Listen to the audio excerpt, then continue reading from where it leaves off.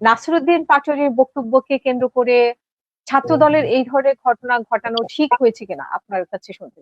দেখেন, কোনো কিছুই কাঙ্ক্ষিত নয়। আমরা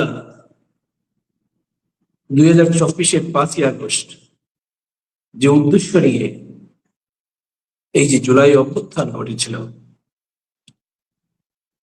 আমরা সেটাকে ধারণ করতে হবে, সেই উদ্দেশ্যটাকে বুঝতে হবে এবং তার মতো দেশকে সামনে নিয়ে যাওয়ার জন্য আমাদের কাজ করতে হবে। সেই জায়গাতে যদি আমরা বারবার পর্যদস্ত হই বা কোনো গোষ্ঠীর কারণে, কোনো ব্যক্তির কারণে সেটা বাধাগ্রস্ত হয়, তা অত্যন্ত দুঃখজনক। আজকে এই জুলাই মাসকে কেন্দ্র করে, যে জুলাইকে আমরা ধারণ করব, যে জুলাইকে এত এত শহীদ যারা বুকের তাজা রক্ত দিয়ে দেশটাকে আরো একবার ফ্যাসিবাদ মুক্ত করে দিল, আরো একবার স্বাধীনতার আকাঙ্ক্ষার যে বাংলাদেশ আমরা চেয়েছিলাম, সেই বাংলাদেশটাকে সামনে এগিয়ে নিয়ে যাওয়ার জন্য আবার যারা জীবনটা উৎসর্গ করে দিল, সেই জুলাইয়ে এসে শুধুমাত্র ব্যক্তি স্বার্থ অথবা গোষ্ঠীর স্বার্থ জন্য আমরা এমন একটি এহেন পরিস্থিতির সৃষ্টি করব, সেটা মোটেই কাম্য নয়। আর যাদের কারণে এই পরিস্থিতিটার উদ্ভব হলো, সৃষ্টি হলো, আমরা মনে করি এনসিপি বলেন বা কোনো ব্যক্তি বিশেষ বলেন, তাদেরকে সংযত আচরণ করতে হবে। আপনি দেখেন, আপনি হবিগঞ্জের যে ঘটনাটির অবতারণা করলেন, এটা হবিগঞ্জেই প্রথম নয়। প্রত্যেকটা স্থানে স্থানে আমরা কি চেয়েছিলাম? আমরা একটি স্বাধীন বাংলাদেশ চেয়েছি, আমরা একটি মানবিক মূল্যবোধকে ফিরিয়ে আনতে চেয়েছি, আমরা নৈতিকতার যে অবস্থান ক্রমশ নিম্নগামী ছিল, সেই জায়গা থেকে উঠে এসে আমরা আমাদের নৈতিক অবস্থানটাকে আমরা উন্নত করতে চাইছি। চিন্তার উৎকর্ষতা, চারিত্রিক উৎকর্ষতাকে, সবকিছুকে আমরা অন্য এক পর্যায়ে নিয়ে যেতে চাইছিলাম। তার জন্য তো এই অভ্যুত্থান বলেন, বিপ্লব বলেন, যাই বলেন, আজকে প্রতিটি স্থানে স্থানে গিয়ে বিএনপির সেই সকল এলাকার এমপিদের অথবা সেই সকল এলাকার জাতীয় নেতৃবৃন্দকে তুচ্ছ তাচ্ছিল্য করে, হেয় করে যে বক্তব্য, এটা মোটেই জুলাইয়ের সাথে যায় না। বিএনপি কিছু যায় আসে মানে কি, তারা কি বক্তব্য রাখলো না রাখলো?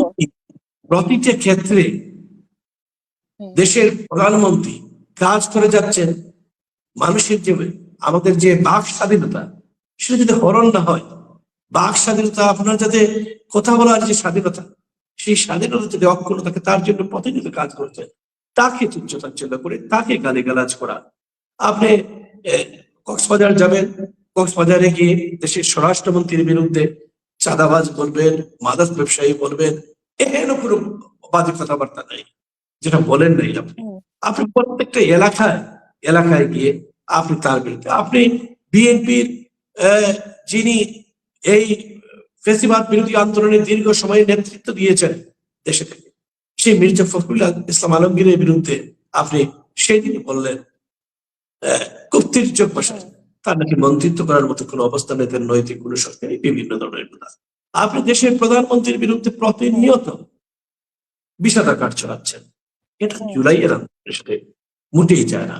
আপনি ওই এলাকায় গিয়েছেন, ওই এলাকার যিনি দীর্ঘ সময় আন্দোলন করেছেন, সংগ্রাম করেছেন, জি.কে. ঘোষ, বিএনপির কেন্দ্রীয় সাংগঠনিক সম্পাদক এবং বর্তমান হুইপ, যিনি বারবার এই জুলাই আন্দোলনের তিনি সামনে থেকে নেতৃত্ব দিয়েছেন, আপনি তার বিরুদ্ধে, তার পরিবারের বিরুদ্ধে, তার সবার বিরুদ্ধে সেখানে বক্তব্য রাখবেন।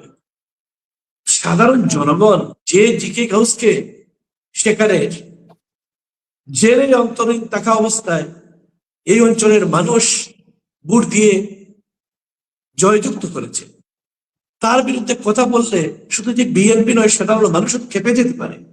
তা তো আপনাকে মাথায় রাখতে হবে।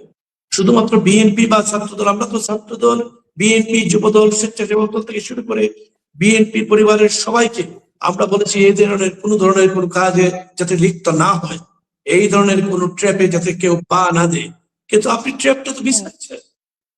জনগণ সেখানে নেমে আসছে, এখানে কে কোথায় কোনভাবে সংযুক্ত হচ্ছে তা বুদগমন হয়। এই অবস্থা থেকে উত্তরণ করতে হবে।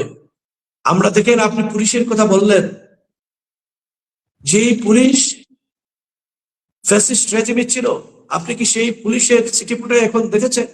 আপনি পুলিশের গায়ে হাত দিয়েছেন, তার কাপড়ের মধ্যে টেনে ধরেছেন, কিন্তু সেখানেও পুলিশ সংযত আচরণ করেছে। এটাই নতুন বর্তমান বাংলাদেশের রূপ। এটা আমাদেরকে বুঝতে হবে। আপনি একদিকে বলেছেন, প্রতিনিয়ত বলে যাচ্ছেন, এই 18 থেকে 20 কোটি মানুষের ম্যান্ডেটে হওয়া যে সরকার এখন প্রতিষ্ঠিত হয়েছে, আপনি সেই সরকারকে প্রতিদিন প্রথম দিন থেকে শুরু করেছেন টেনে ফেলে দিবেন, এই সরকারকে থাকতে দিবেন না, এরা ফ্যাসিস্ট। আপনি কাকে ফ্যাসিস্ট বলছেন?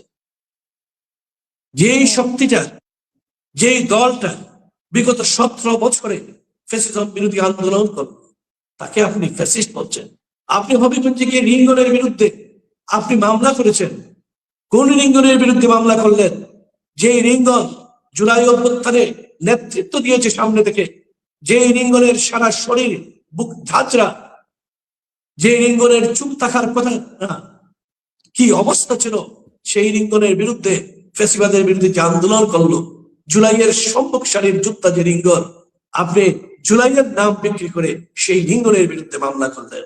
আপনি তো জুলাই যোদ্ধার বিরুদ্ধে আপনাদের আজকের এই অবস্থা।